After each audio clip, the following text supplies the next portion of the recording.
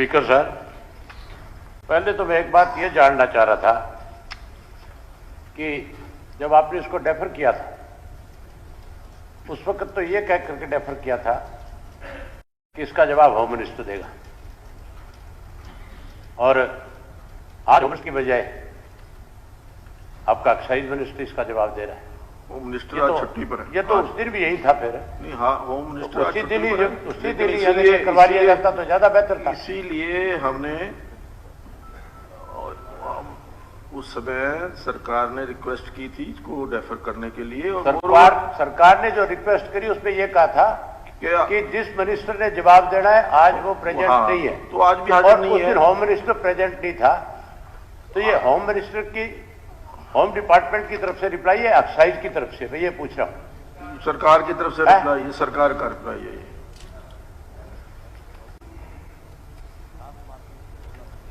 मैंने जो चीजें पूछी है उसका जो जवाब आया है उसमें बहुत सारी चीजें ऐसी हैं जिसका कहीं कोई जिक्र तक भी नहीं किया।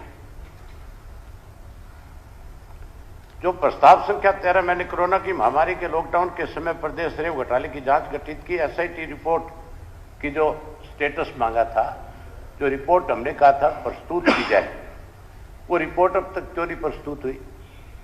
वो रिपोर्ट टेबल क्यों नहीं करी गई? रिपोर्ट को सार्वजनिक क्यों नहीं करा गया? नंबर 1 तो इसका जवाब दें। नंबर 2, उसके बाद एक विजिलेंस की टीम का गठन हुआ था और विजिलेंस की टीम ने भी अपनी रिपोर्ट जो है गवर्नमेंट को सौंप दी थी और मुख्यमंत्री जी के पास वो रिपोर्ट चली भी गई थी। उसका अब तक जो है उसको सार्वजनिक क्यों नहीं किया गया? उस रिपोर्ट में ऐसी क्या चीज थी जिसको छुपाने की कोशिश की जा रही है? अगर आपने जांच कमेटी बिठाई तो फिर वो रिपोर्ट भी सामने आनी चाहिए थी, वो क्यों नहीं आई अब तक? उसका इसमें कोई हवाला नहीं, कोई जिक्र नहीं।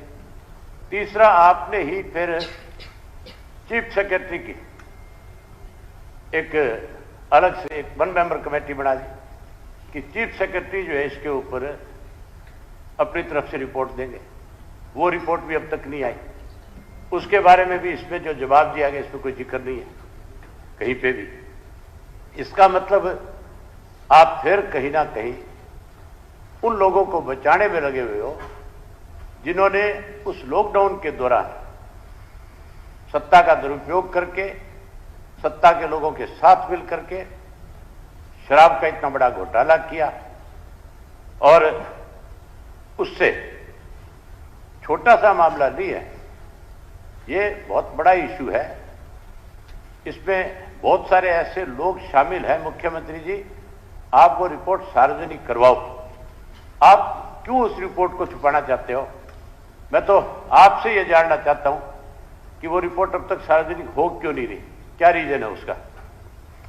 दूसरा जो है, विभाग के मंत्री द्वारा दिया गया उत्तर 17/12/2020 को उप निरीक्षक का आरोप पत्र जारी किया गया तथा एफआईआर भी दर्ज की गई।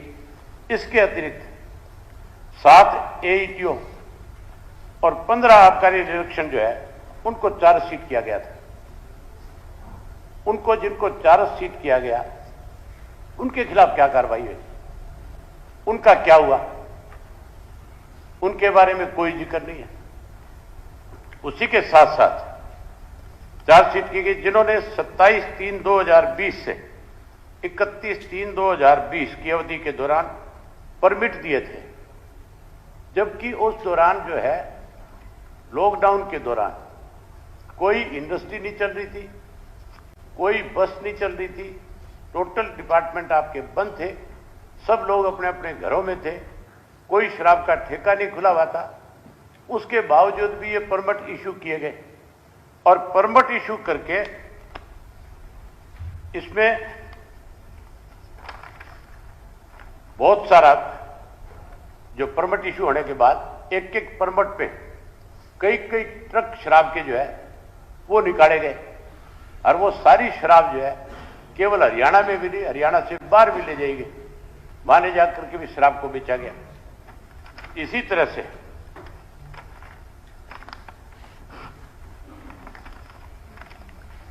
एससीटी के द्वारा जो सिफारिश के मद्देनजर विभाग के शराब के अवैध बिक्री में होने वाले राजस्व के नुकसान को रोकने के लिए कई कदम उठाने की बात कही गई थी, परंतु यह खुलासा नहीं किया गया कि 2020 के बाद अवैध बिक्री से होने वाले राजस्व के नुकसान को वर्षवार कितना रोक पाए और उसके कोई आंकड़े हैं तो इसके साथ राजस्व विभाग को कितना फायदा हुआ यह भी बताना चाहिए।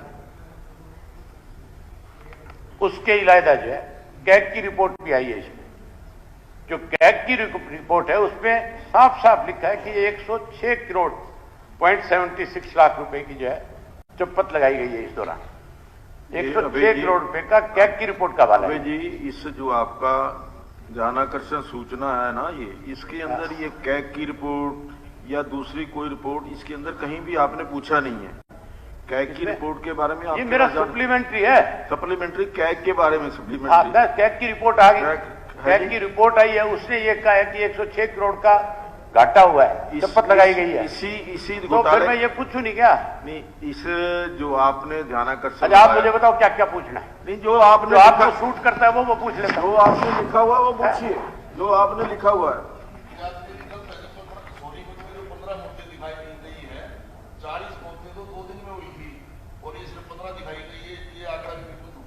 ये है मेरे पास सारी। बैठी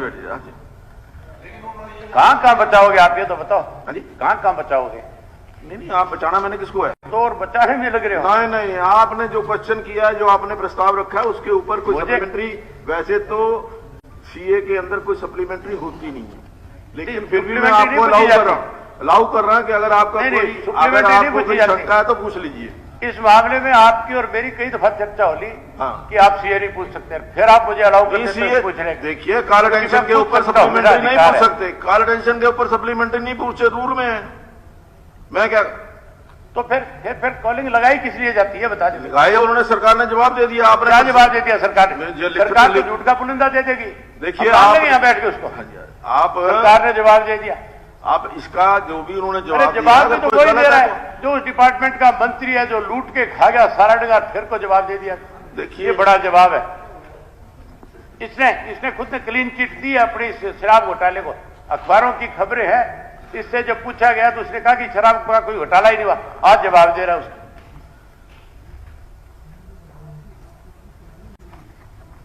चलिए, मुझे लगता हो गया। नहीं, क्या हो गया? हो गया। अभी तो बैन तो भी निकलना था। क्या हो गया? समझे नहीं, आपने एक कॉल टेंशन दिया और उसका तो मेरा सप्लीमेंट्री है, दे दिया। सप्लीमेंट्री कॉल टेंशन में होता नहीं, सीए के अंदर का सप्लीमेंट्री होता नहीं। तरीका थोड़ा ही है, बोलने नहीं देता। आपकी ठीक है, ये कौन सा तरीका है? बोलने नहीं होता, लेकिन क्लैरिफिकेशन मांगी जा सकती है। हाँ, तो क्लैरिफिकेशन मांगे ना, वो किस चीज पे मांग रहे हैं? वो तो कैग पे मांग रहे हैं, कैग की रिपोर्ट मांग रहे हैं, क्लैरिफिकेशन मांग रहा है। क्लैरिफिकेशन तो मांगे, पर इसी में से मांगे ना। हाईकोर्ट को आप नहीं मानते, कैग की रिपोर्ट को कैग की रिपोर्ट, बिल्कुल मैं कैग की रिपोर्ट को मानता हूँ। बैठे बेचारे जिनको आप नहीं बोलने देते, और मैं तो आपके सामने जब आगे बैठता हूँ तो पता नहीं, आज कोई डॉक्टर को बुला के देखो आपके तो पूछ लो सही, क्लैरिफिकेशन कैग की पूछ रहे हैं, कैग की इसके अंदर कहां से आ गई? रिपोर्ट तो मांगी जा सकती है। अब पूछ रहा हूँ कुछ किससे, थोड़ा तो यही है। एक्साइज पॉलिसी जो है, अब अगली बात सुनो आप।